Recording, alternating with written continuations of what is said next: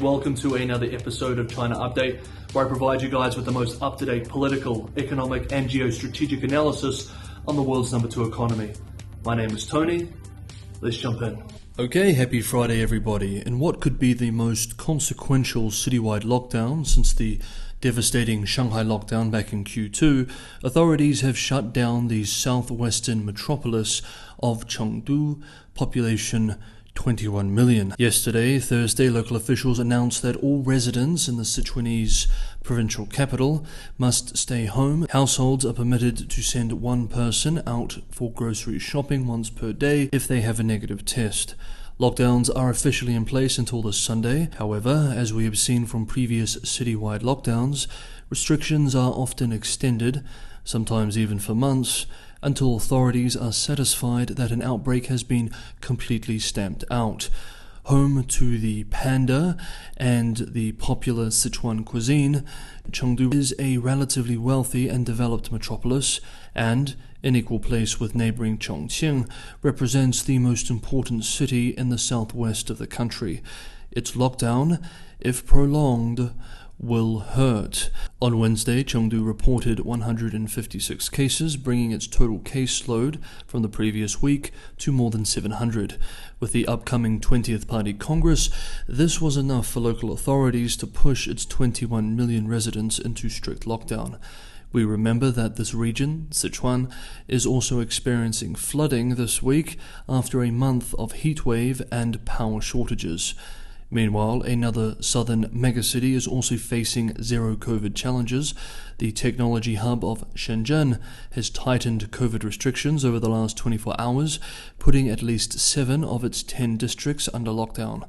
Currently, the Shenzhen lockdown is not quite as widely applied or as strict as Chengdu's, but it is still fairly robust.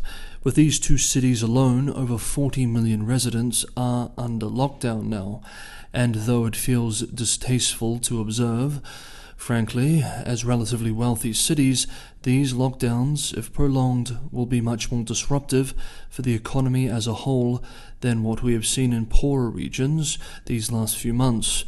While these two cities are currently high-profile examples of zero COVID, we remember that there are dozens of counties and cities across the country facing varying degrees of lockdown or restrictions. Evidently, the zero-COVID gods, like the pagan deities of old, demand much human sacrifice. The next few days will be critical, and authorities and residents alike will be hoping that the lockdowns will not need to be extended. Okay, next up, the Chinese economy. Yesterday, Thursday, China's State Council vowed to further improve market liquidity and shore up the slowing economy to, quote, consolidate the foundation for economic recovery, end quote.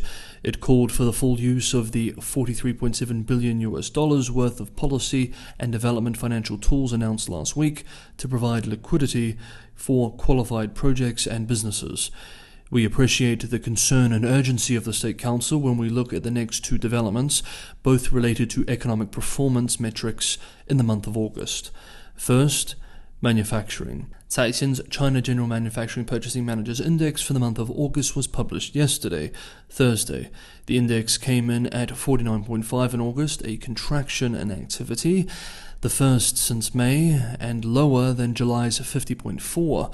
This is largely consistent with China's official manufacturing PMI, released by the National Bureau of Statistics on Wednesday of this week, which came in at 49.4 in August. Caixin's Insight Group's senior economist, Wang Zhe, expressed on the findings, quote, right now, the economy is still slowly recovering from a widespread outbreak of COVID-19 in the first half of the year. Yet local flare-ups and the punishing heat wave have disrupted the trend and created new downward pressures, posing a threat to the recovery. End quote. Caixin writes that parts of China, including Sichuan, Jiangsu, and Guangdong provinces, started battling scorching temperatures in mid-June, with ensuing droughts and power cuts threatening supplies of various products, including rice aluminium, lithium, and solar panels. CITIC Securities Co., in a recent research note, predicts that the recent power crunch could remove a modest 0.13% of GDP growth in the third quarter. The poor August performance has been a disappointment to some analysts who had been expecting stabilization in the economy in Q3 as the country prepares for the 20th Party Congress. Quote, "The overall state of the economy is still disturbingly weak. September is going to be a critical month. If the manufacturing has any second half rebound in it, it'll have to show itself." End quote. Meanwhile, employment in the manufacturing sector remains weak too, with staffing levels at manufacturers falling for the 5th month in a row. Okay, now I know I may sound like a broken record at this point, but the second metric we need to look at is real estate sales data, which was just published for the month of August.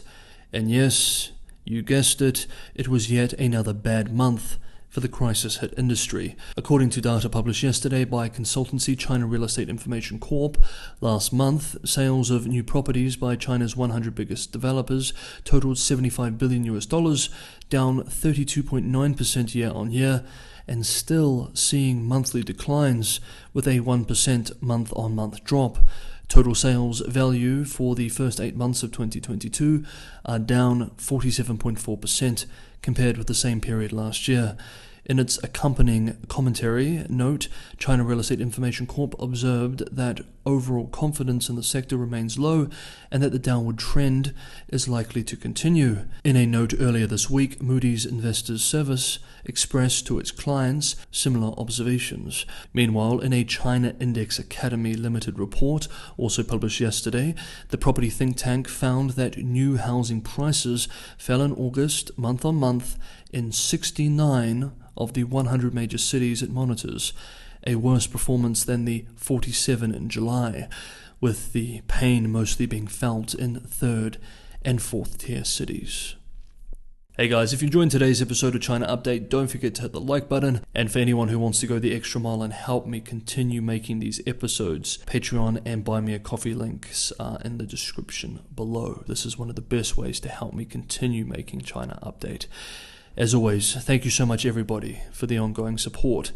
Next up, as the unfolding story of China-US technology competition turns a new page, it appears that Washington has stepped up its efforts to restrict exports of cutting-edge technology to China. According to company filings this week, US officials have told chipmaker NVIDIA that it will need special licenses in order to sell Chinese customers 2 of its processors that are widely used to speed up AI calculations. The A100 and forthcoming H100 graphical processing units are used as accelerators to speed up the most data-intensive parts of the machine learning calculations used in AI.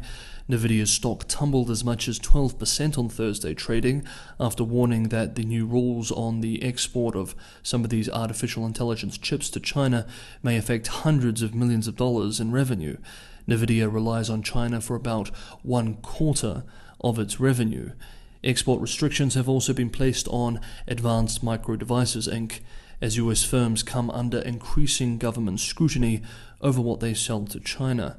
The same day, yesterday, Beijing condemned the US move, which threatens its access to high-end processors critical to most demanding artificial intelligence work, calling it a, quote, technological blockade, end quote.